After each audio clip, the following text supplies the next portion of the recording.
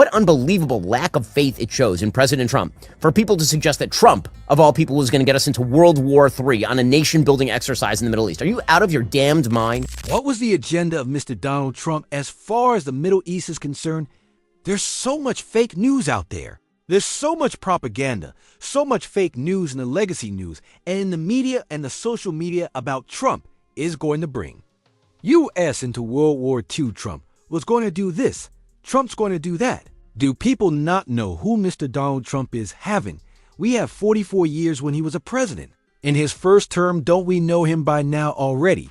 So please listen into this presentation by Mr. Ben Shapiro, who so eloquently, so perfectly gives clarity and is able to see with clear lenses with the right prism of who Mr. Donald Trump is and what his goals and objectives are in Iran and in the Middle East. Please kindly subscribe to this channel so we can continue on spreading the inspiration. A little bit of light pushes away a lot of darkness. By you subscribing, you become a little bit of light, and you're going to help me push away all the darkness. President Trump was never, ever going to get us into a nation-building project in Iran. That was never... Have you met President Trump? Have you watched him for the last 10 years? What unbelievable lack of faith it shows in President Trump for people to suggest that Trump, of all people, was going to get us into World War III on a nation-building exercise in the Middle East. Are you out of your damned mind? And I think that it's actually worthwhile to replay the footage of the people who said this sort of stuff, because perhaps you should take their opinions with a grain of salt. Perhaps you should not take them quite so seriously when they claim that they know what the hell they're talking about. If you got this one this wrong, that does raise some questions about just how seriously we ought to take you on matters of the factual. Here is just a small slice of some of the people who claimed that this entire situation, that Israel bombing the Iranian nuclear facilities or American support for that, or America doing a B-2 raid, that was somehow going to lead to World War III. Just a few of these folks. A war with Iran is a world war. This is not 2002. Iran is now part of a coalition that includes the biggest economies in the world and the largest militaries in the world. So a war with Iran means a war in effect, or, by proxy, but still a war with Russia, China, Turkey, and a lot of the rest of the world. So that's a world war. It's not just as simple as we're going to take out their nuclear facilities. Okay. How are you going to do that? In the next 200 days, are some of the most perilous times for the American Republic in its history. Because if we don't get this sorted, we're going to be drawn in totally into a conflict as a combatant. And if it's not Ukraine, it's Israel or someone else. There's so many. Our foreign policy is so suborned, so much not in America's interest, so much used by the military-industrial state or particular lobbies in favor of particular places. We could be yanked into war for absolutely no consequential reasons whatsoever. This war, which we do not need to fight, which is not in our interest, has the potential to be devastating to our country, let alone the region. What is the moral relativism in any of that? Do you think that we are moving toward war with Iran? Yes, I do. And it looks like the chosen destination is indeed Armageddon. There doesn't seem to be any real appreciation for the implications for us and frankly, for Europe and the world, as well as the Middle East. Whatever you put the risk at here, which if this thing keeps escalating, the risk of this going to a real ground war, another war in the war on terrorism, let me be very clear when I say this. I don't know that America will survive this. We went into the terror wars in a much stronger place than we're going into this one. And this is a much tougher opponent than Saddam Hussein or Muammar Gaddafi. We didn't go into the terror wars $37 trillion in debt. We didn't go into the terror wars with the cultural and political and racial divides. We have mass protests in the streets right now over Donald Trump trying to enforce his immigration policy. This is going to be, this has the potential to be an utter disaster. America cannot have a war with Iran, by the way. It would lead to a regional war. It would be costly, bloody, threatening. I'm really afraid that my country's going to be further weakened by this. I think we're going to see the end of American empire. Obviously, other nations would like to see that, and this is a perfect way to scuttle the USS America on the shoals of Iran. These are the people who kept telling you it was going to be World War III. And there are lots of them, lots and lots of people who are telling you it was going to be World War III. Now, I just want you to note the complete and utter disconnect from reality. Utter disconnect from reality.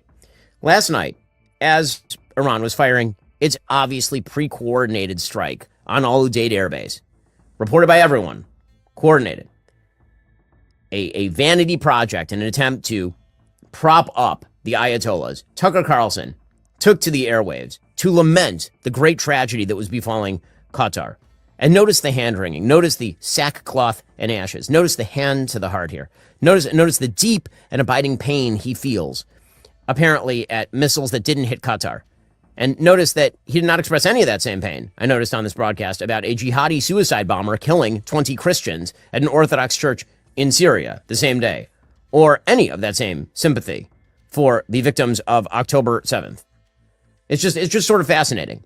He also, by the way, says that Qatar only put Al Udeid Air Base in Qatar out of the goodness of their heart. They're just that nice. They're just that kind. Here was Tucker's response to what was effectively just the final gasp of Iran before the end of the war.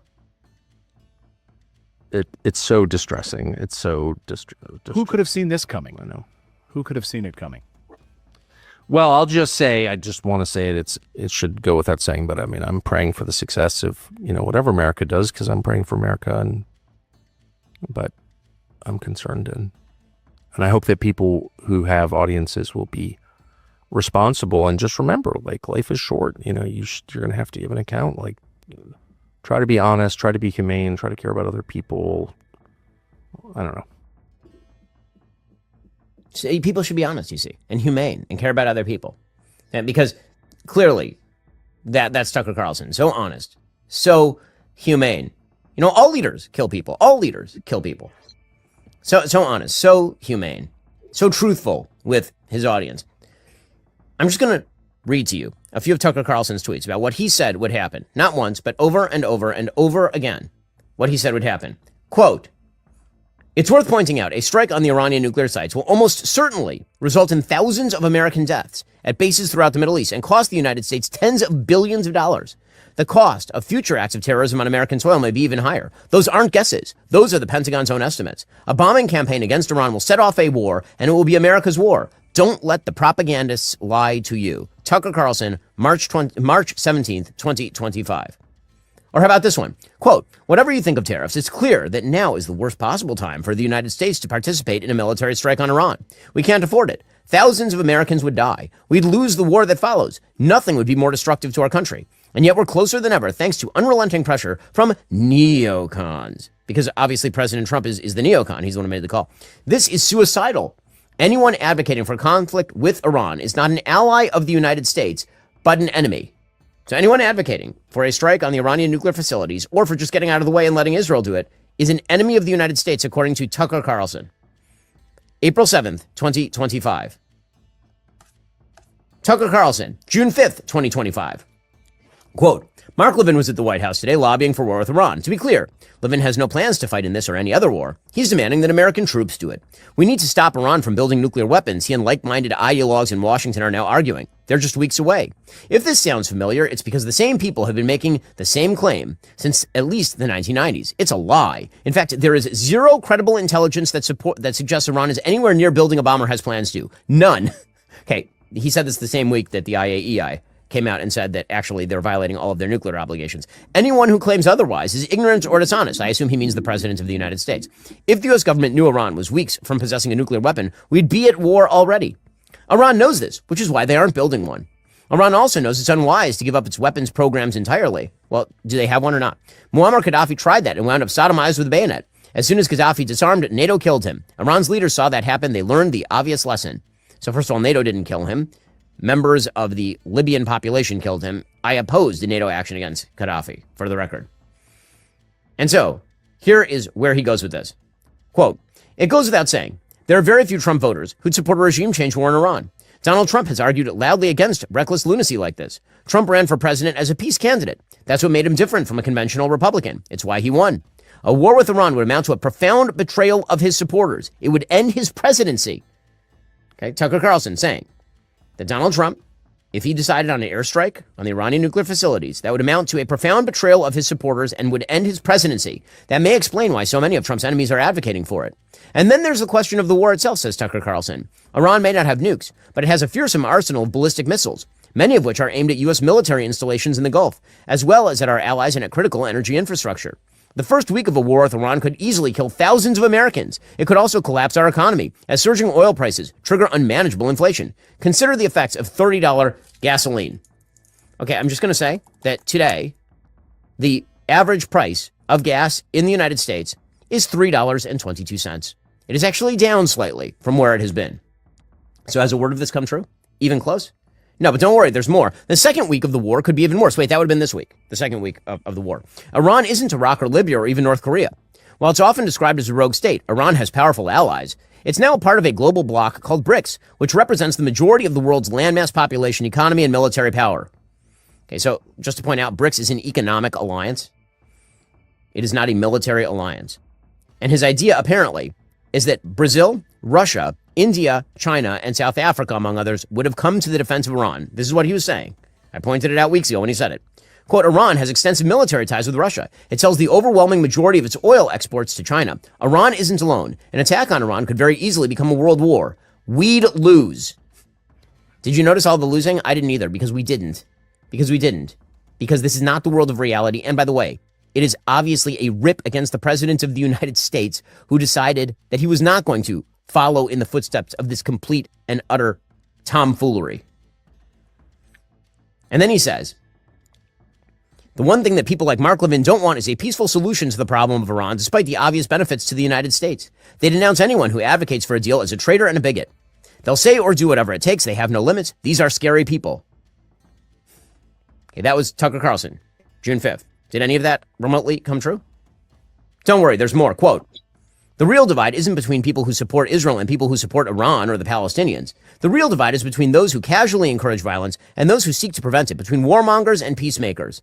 Who are the warmongers? They would include anyone who's calling Donald Trump today to demand airstrikes and other direct U.S. military involvement in a war with Iran.